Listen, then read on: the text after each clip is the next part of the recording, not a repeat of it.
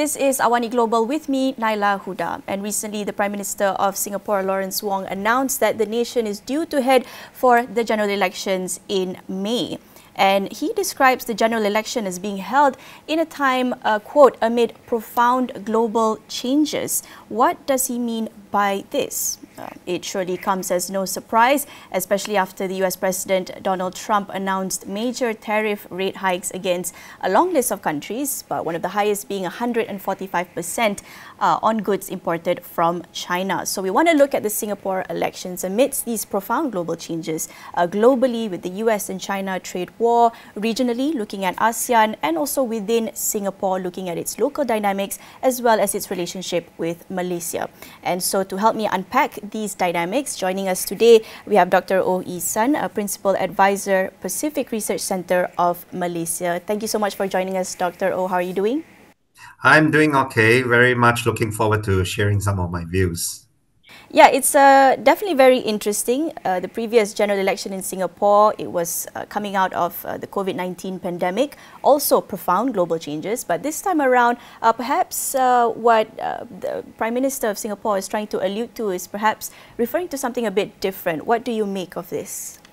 Well, of course, Singapore, as you know, it's a very trade-oriented country, with trading volumes even many times larger than its GDP. So when there are impediments to global trade and especially free trade, such as the high tariffs just announced by President Trump, even though Singapore itself it was hit by only 10% of tariffs by the Americans, but if other countries, they have high tariffs been imposed upon them, and some of their goods they might pass through Singapore and so on, it would affect this sort of very high trading volume. And that's why Singapore is very concerned about this, what it would consider impediments to global free trade. And amidst this, of course, then challenges globally, it would have the possibility of affecting Singapore's domestic socio-economic conditions as well. So that's why Lawrence Wong, is a bit concerned about what's going on around the world. And given this global instability, including, the US-China tensions, looking at trade disruptions, with Singapore being heavily trade-oriented, how crucial do you see is, the continuity in Singapore's leadership for regional stability? And it's important to also look at, obviously, Malaysia and ASEAN in this context.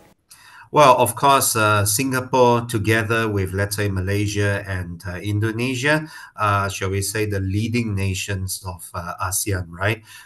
They typically would, I wouldn't say set, but at least draft the agenda for ASEAN. So it is doubly important that countries such as Singapore would have, its domestic economy going well, as well as its domestic social stability also going well. So that's why I think in this election, Lawrence Wong and his team would emphasize that, for example, they are the steady hands that could guide Singapore amidst these global challenges. We want to look at some of the local political dynamics as well. If you look at the Singaporean political model, this is only its 14th general election since independence, and first under PM Lawrence Wong. We also want to look briefly at the manifesto that's just launched this week, looking at the theme of changed world. What do you make of this? What are your thoughts? Well, of course, I think in this manifesto that has been released by the ruling PAP, a lot of emphasis is put on, shall we say, domestic, socio-economic, as well as livelihood concerns. You see the provisions about housing, about employment, about what they call reskilling or training for other jobs, for example, about healthcare, about taking care of the elderly and disabled and so on. Because Singapore is a country with a relatively small size, therefore all these items could go into a lot of details, right? So, and therefore, I think they are trying to tell the voters that PAP does care, that again, PAP is the steady hand that could guide Singapore through these challenges. Yeah. Looking specifically at Prime Minister Lawrence Wong, do you see this election as being a sort of validation, a litmus test perhaps, or could we finally see some political contestation this time around? Well, I think you will see both in this general election. Number one, because Lawrence Wong took over last year, and well, usually a new prime minister would have a general election to so-called approve his mantle, right? His mantle of leadership, and this is certainly one such big test for Lawrence Wong. On the other hand, of course, you see a number of opposition parties in Singapore. They are also eager to make a name for themselves and hopefully win seats in the parliament. So yeah, you will see both going on in this round of general election in Singapore. What do you see being some of the major political or polling factors, some points of influence for voters this time around? I think domestic concerns, and more specifically livelihood concerns, would indeed be the determining factor. Just as with most countries globally, whether you can create good jobs for your citizens, whether you could provide good health care, whether the elderly and the disabled will be able to be taken care of, and so on. These are all concerns for urbanized citizens around the world. And Singapore, as you all know, is a highly urbanized society. So that's why not only PAP, I think the opposition parties, they are also running on very similar themes to see who could provide better education, better healthcare, better housing. Housing is always a big concern in Singapore. Better and more affordable housing for its citizenry, and so on. Yeah. Looking just briefly at the demography, if we were to compare this to Malaysia with the past general elections, surely we were focusing a lot on young first-time voters with Undi 18 as well. This became quite a major theme in the past general election. But if we were to look at Singapore, as you say, issues of livelihood, the economy, the cost of living, surely we're looking at issues of youth unemployment, retrenchments. If we look at statistics, these might not be a major concern, but there is a slight rise despite an uptick in resident employment. How do you see this potentially shaping some of the votes, especially among young voters? Well, you will see nowadays politicians from both sides of the Singapore political divide, they would have to appeal to the younger generation of voters, right? And that's why all these different social media platforms, and especially those with video capability, become very handy, right? You will see ministers trying to explain some of their policies in more vivid terms, in more vivid acts, and so on. You see the health minister sometimes even working out and having videos of his workouts been filmed and been disseminated, and so on. And from the opposition side, of course, they are also trying to carry across their message in a more lively manners, and not just keep on harping on the PAP and so on. So I think because the younger generation, perhaps they are more enamored to social media. So both sides of the political divide are trying very hard to win over this cohort of voters by means of more creative social media presence. Yeah. Yeah, I want to move on from sort of the local dynamics and look at some of the regional factors, or perhaps the regional dynamics.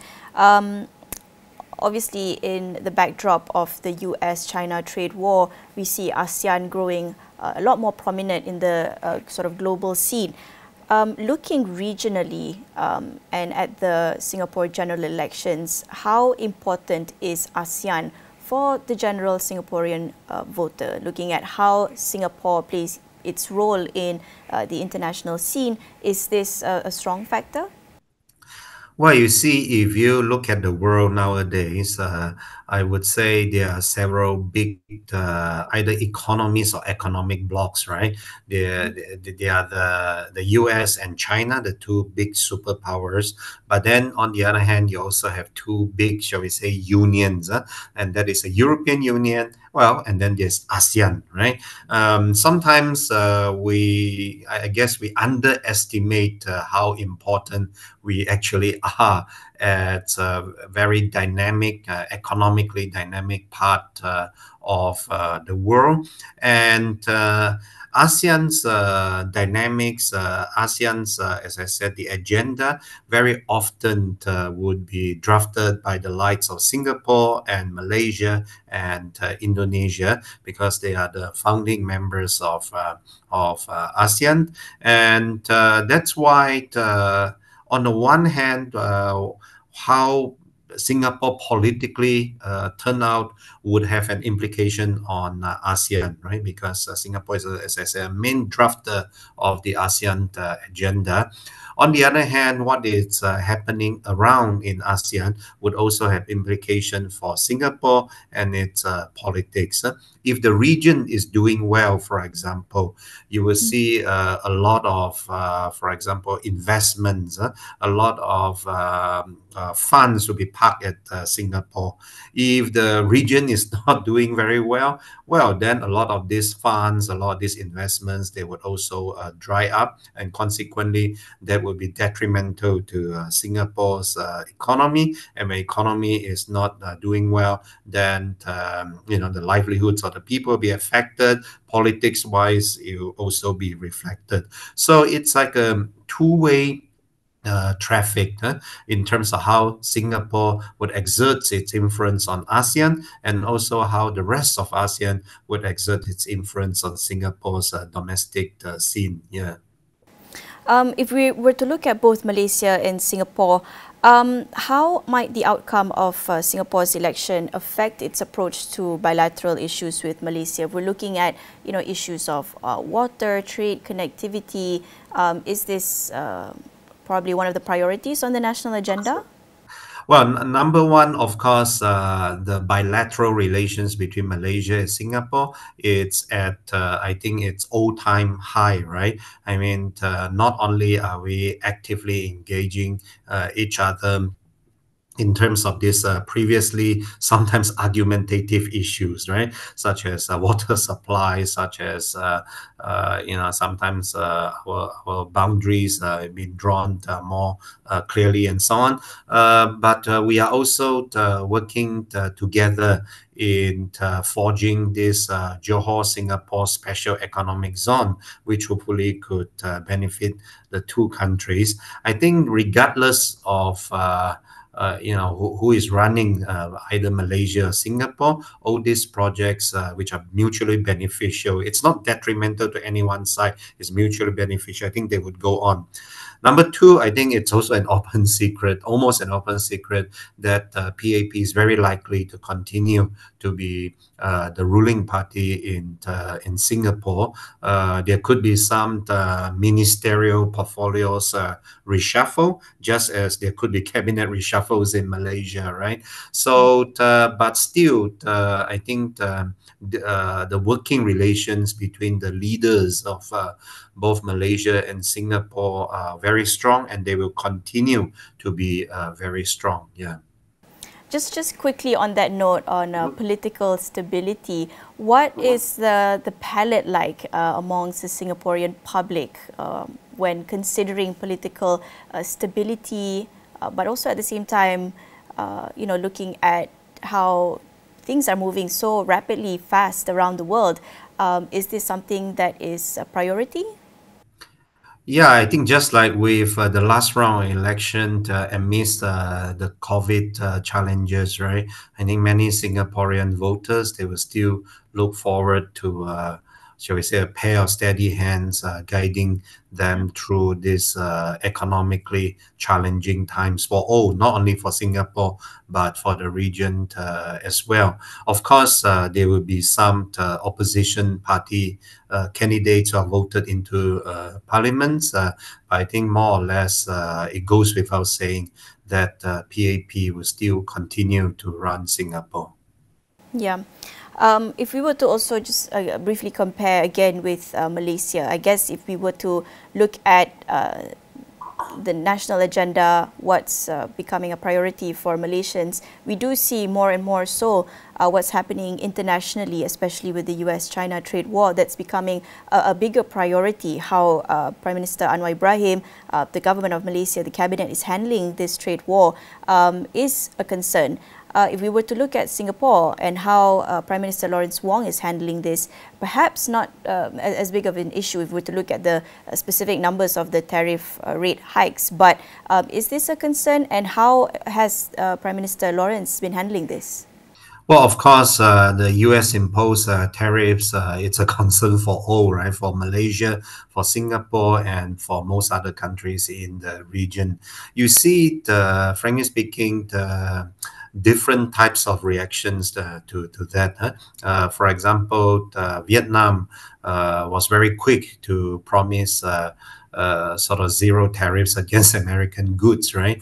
I think the rest of ASEAN, Malaysia, Singapore, Indonesia included, we are also trying our best to forge a more coordinated, concerted response to the US tariffs.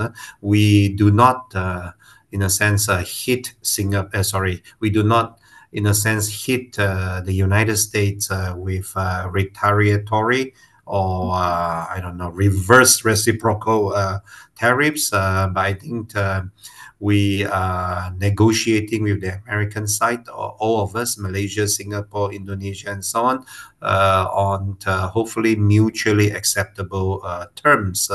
We are trying very hard, for example, to learn how the US calculated so-called our tariffs against American goods, and well, we will see what are the American demands, for example, in terms of non-tariff barriers. But well, we will see what we can do in order to meet those demands and to thereby once again having the low tariffs with one another. I think both Malaysia and Singapore, we keenly feel the heat of these tariffs, but we respond in a very responsible manner. We don't just go out there and scold the Americans. Yeah. Yeah, taking into account concerns such as aging society, very real concerns, but global challenges are moving ever so rapidly and are changing every single day. The options that are being offered in the manifesto, do you think this is sufficient to withstand these challenges? Well, I think all of us in the region and beyond also in a learning process, right, as to how we could be more resilient against these tariffs and the wider socioeconomic challenges. But if anybody, Singapore is no stranger to resilience. In fact, I would characterize it as perhaps the most resilient country in the region, both economically, both in terms of food security, energy security, and so on. Singapore has a very sizable foreign reserves. It has investments around the world, so it's not putting all the eggs in the same baskets and so on. So how to translate, of course, this resilience into perhaps not better, but at least similar livelihood levels for its citizens, such that they could continue to enjoy adequate and affordable housing, also the adequate level of healthcare and education. I think that is indeed the challenges that are facing Singapore, and that's why this manifesto. I think it goes heavily into these concerns, and I think when the manifestos of the opposition parties are coming out, similarly, they will have all these points addressing these concerns, albeit from a different point of view. Yeah. On that note of resilience, what do you think are some lessons that should be learned from the previous election coming out of the COVID-19 pandemic? Again, very unprecedented times, very tough times, once again faced with another major global challenge this time around. What do you think are some lessons that should be learned from the political parties? Well, again, you need to be on the ground. I think that is indeed very important. You need to really listen to what the voters, the people say are their main concerns. Some of these, of course, are very mundane, right? It's typical neighborhood concerns, shall we say. But for a country the size of Singapore, neighborhood suddenly assumes very important proportion in its society. So I think all parties, that's why they are going their rounds in the last few rounds, not only PAP, but the opposition party as well, such that they know really what are the concerns of their voters, and they could devise possible solutions to try to address that. And I think not only Singapore, I think Malaysia, Indonesia, all these countries with electoral democracy, that's what nowadays a lot of leaders would have to do. Yeah. Yeah. And I guess just lastly, looking at what you said earlier about consistency, I guess, in what we might expect in the general election results. Looking at Singapore's political landscape often described as relatively stable, but perhaps slightly more limited in the democratic space. Again, looking at the size of the country as well. Do perhaps Malaysians and other nations in ASEAN still look at Singapore as a model of governance, looking at its political landscape? Well, I think at least the existing leaders of, let's say, Malaysia, Indonesia, and other electoral democracy in Southeast Asia, in ASEAN countries, of course, they very much look forward to Singapore's political stability, as well as its dynamism in terms of commerce, in terms of innovation, its creativity, in terms of its finances, in terms of its research and development, and so on. Singapore, traditionally, I think it's sort of a reference model for a lot of countries in Southeast Asia. And I think we should highlight the fact that we are not envious of one another, right? We try to learn from one another, and that's what ultimately makes ASEAN so great, because these neighboring countries, even though they are competitive against one another, but still they try to learn from one another, and also they compete in a very positive manner to offer better incentives and services to investors, for example. And definitely competitive in the sense of who has better food, but we'll leave that for another day. Thank you so much. That's Dr. Oh Ehsan from the Pacific Research Centre of Malaysia, sharing very crucial insights on what we can expect from the Singapore general elections on the 3rd of May. A lot of local, regional and global dynamics that we can expect coming out at play during these elections. Thank you once again, Dr. Oh. Thank you very much indeed. That's all for AWANI Global this week. With me, Naila Huda. Will catch you again another time.